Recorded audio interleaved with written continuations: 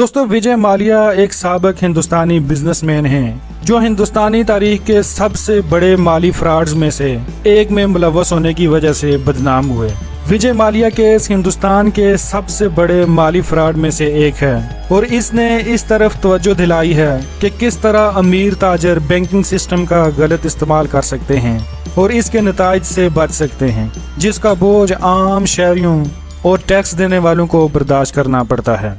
दोस्तों, ये अमीर ताजर बैंकिंग सिस्टम को किस तरह गलत इस्तेमाल कर सकते हैं और उनके नताइज से बच सकते हैं, ये सब कुछ जानने से पहले विजय माल्या के बिजनेस पर एक नजर डालते हैं। दोस्तों, विजय माल्या एक मुमताज बिजनेसमैन और किंगफिशर एयरलाइन के मालिक थे, जो हिंदुस्तान की एक लग्जरी एयरलाइन थी।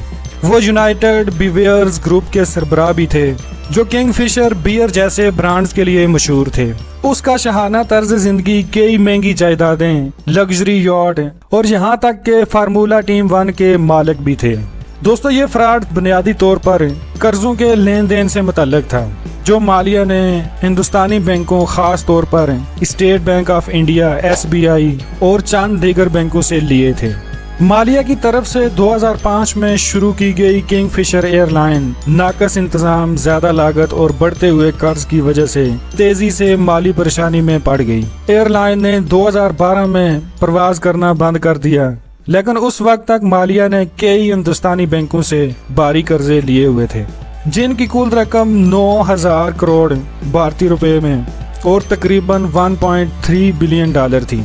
जब किंगफिशर एयरलाइन बंद हुई तो माल्या कर्ज अदा करने से कासिर थे।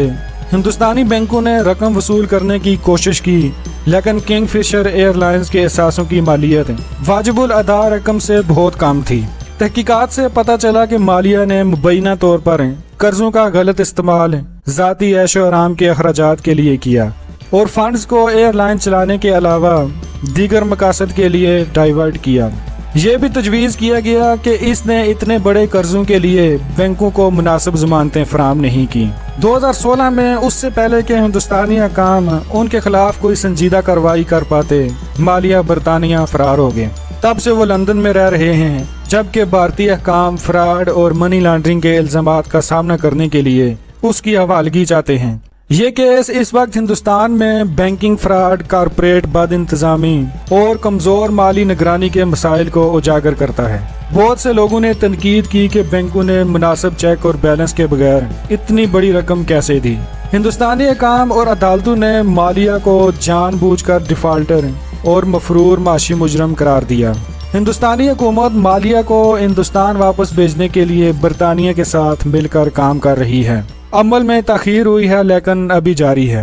माल्या ताहम इल्जामात से इनकार करते हैं और दावा करते हैं कि उन्हें गैर मुनसिफाना तौर पर निशाना बनाया जा रहा है। दोस्तों, विजय माल्या केस हिंदुस्तान के सबसे बड़े माली फ्रॉड में से एक है और उसने लोगों की तवज्जो इस तरफ करवाई है कि किस तरह अमीर ताजर बैंकिंग सिस्टम का गलत इस्तेमाल कर सकते हैं और इसके नताइज से बच सकते हैं, जिसका बोझ आम शहरियों और टैक्स देने वालों को बर्दाश्त करना पड़ता है।